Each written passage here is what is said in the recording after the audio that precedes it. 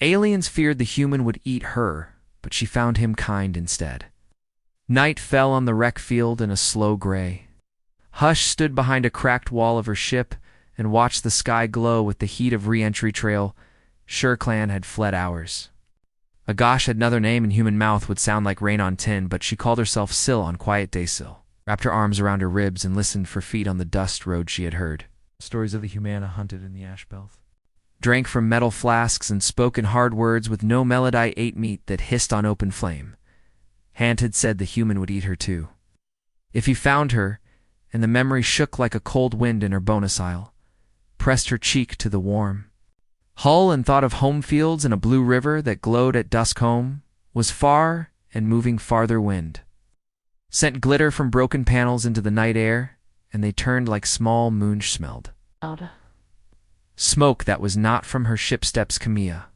Shadow crossed the road, and a tall frame stood between twisted pylons. Human held a lamp in one hand and a pack on his back. Hair lay rough, and his eyes, searched Syl, drew back, but the lamp paused. It moved slow like a boat in low water and stopped. Near the fallen fin saw the marks her clan cut in the dirt before they ran Henelf. Touched the marks with 2 fingers as if they were a prayer. Syl watched from the dark and waited for a snarl or a sharp metal. Eyes. Thing lamp clicked off human. Set it down and raised both hands empty. Toward the fins of her sheefish voice came soft like cloth sliding over woody. No, you are hurty, will not harm. You am going to make a small fire for heat. Only Syl did not trust the words, but she did not hear hunger in them. If there moved to a clear patch and stacked dry sticks. Spark rose, and the light made a soft cup in the ninth spread a blanket near the warm circle, and then sat on the cold ground with his hands open, on his knees eased. Nearer, and the heat brushed her facete. Human looked at the fins, not at Hirsch. Saw a small smile that was not sharp. His face was lined like old bark. Spoke again, and said a name in a careful tonalism. Did not know the word, and thought it might be a charm for safe tithe. Human nodded to the dark as if to a friendthin. He said, another Nemoganthin. Another Claire spoke a few more names like a slow list, and each came with a pause and a breath. Narograse. Let the names hang in the warm air, and then placed a thin parcel near the edge of light food. He said no. Meetzel had not eaten since sunup, and her stomach made a thin sound that shamed. Hirsch crept to the line, where light met shadow, and stoppeth. Human did not turn his hedge. Sent one hand from the dark, and took the parcel, and then stepped back into the cool inside. It was soft bread and fruit, and a pinch of salt in a paper. Foldsel ate in small bites, and felt the bread grow warm in her chest. Human drank from his flask, and then set it aside as if it bored him. When she finished, he pushed the blanket nearer the heat and spoke against leap. Where it is warmed ground takes heat fast, and the night soul had not planned to sleep near a fire made by a hunter, but her legs shook and her head swamped. She slid to the blanket and curled on its edge and kept her face to the manthy. Human lay on the other side of the fire with his pack under his head and his hands. Still open flame made a slow song that wrapped the broken field, and both of them slept and turned one. Morning came thin, and blew a wind pressed through the frames, and the wreck sang in a low tone. Syl woke to the smell of water from the spring near the ridgeth. Human was gone. Panic rose, but then she saw him return, holding a metal kettle that steamed, and a strip of cloth wet with clean water.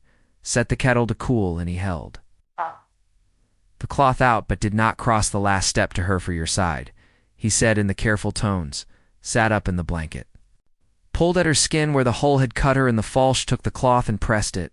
The wound and pain flashed bright and then softer. She looked at the human and saw the lines on his face were not cruel. Linish poured warm water into a cup and held it steady until she took it. Her hands shook, and he stilled the cup with one finger until she could drink. His movements were slow and plain. Syl watched his eyes and saw a patience there, like the patience of the river back home as it turned stone smooth. Spoke names again as the sun rose. Alimigon, Clarananar asked what the names meant, but she did not shape the words of his tongue.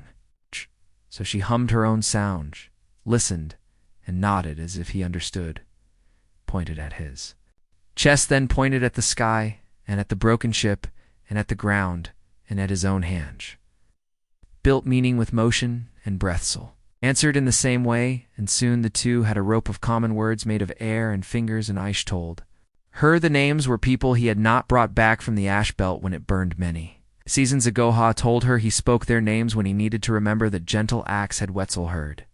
The way the names carried a small pain each, and also a small lich told him her own word with the rain sound, and he tried to say it, and she smiled at the crooked echoes, and then she breathed the short shape.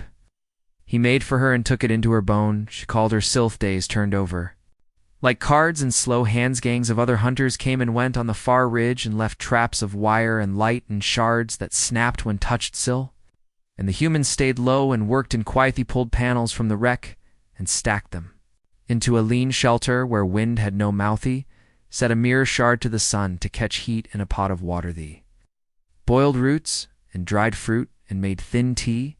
When the nights came, Hardsel learned that the human watched storms by taste in the air, and he was seldom wronged. Learned he would give the good slice of an orange to her without looking at her, to see if she noticed. Learned to catch the tone of her fear before it hit her lungs, and he would hum a deep line that matched her heart until the beat slowed in. Each night he spoke the names again, like small stones placed in a steady rally limagonk. Anon. He began to add names from her own clan that she feared were lost in the scatter of Escapemra's Elatrin. Names made a bridge that both could cross, a cold morning, a drone. Sang overheat it was not from her people, and not from his campits. Song had the thin pitch of a machine, the nose no more scythe. Human pulled sill into shadow, and set a hand on her shoulder to ground her breath. Drone traced slow circles, then dipped light lashed the dirt and burned. Clean through a twisted pylon, human took a metal plate and held it like a shield and waited 1 breath. 2 breaths, 3 breaths, then ran to a stack of whole bones and slid behind them and waved once for her too. Folocell ran low and fast, and the beam licked her heel in heat. Climbed her spine, but the shield threw a bright arc, and the beam bent and hissed in sandy, reached a trench. Left by the crash, and slid along it until the drone lost the track in Rossi's. The song faded. They lay side by side in the dust, and air came back to them in ragged linocell. Saw his hands shaky, did not hide. He'd laughed a thin laugh that sounded like a cough, and then the laugh turned to a tired breath. Or alive, he said. Cell looked at his face, and the fear had made a hollow under his eyes, but there was also a spark there, like the first star in early darks. Reached for his hand, and he let her hold it as the wind filled the trench with a soft drift. Drone did not return that day, but the burn of its beam marked a change. Others would come. Sill knew the signal pattern of her own ships, and the faint pulse in the far blue did not match. Felt the old story of the human rise in her again, old as the lines her aunt had spoken by the river. The story of hunger and teeth and fires. Turned and saw the human, watched the horizon with a look that was not hunger, but Karehi began to pack their small camp with the slow care of someone who intends to return to its cell. Touched the cut on her side now, a pink ridge, and thought how his cloth had pressed theirs. Chose to believe her eyes, not her fur, must move, she said with hands, and breathed, nodded thee.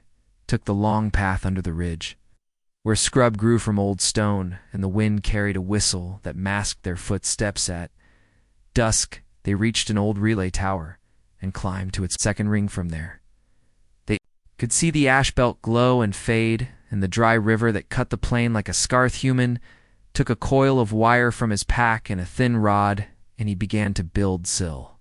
Handed him pieces as he asked, with small taps of his finger, and he shaped a signal horn that faced the north sky. Saw that he was making a call that was not to his camp, and not to the ganks. Horn sang a low, steady note when the wind moved just right, and the note held a pattern she knew from her own code. Help it. Said in long, slow, tone-injured survivor on grounden, hostile human presento, not firesile. Felt her throat close with heat and wet, and then open again. Looked at her, and the lines at his eyes eased.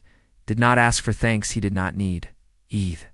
Only set the wire tighter, and listened to the horn sing. Night came with more cold than the last one, and they lay close near the base of the ring, where wind was less sharps. Looked at the stars and named them in her tongue, and he listened and tried each name after her, and the sky seemed to lean down to her. She told him the story of her aunt and the old fear, and he told her the story of the ash belt and the names he spoke each night. Had once left a friend for dead on a bad day, and found her alive a week later, and the shame of that still lived in his ribs. So now he chose to stay, when staying was hard, so understood. This is a law written in the same ink as the river current back home.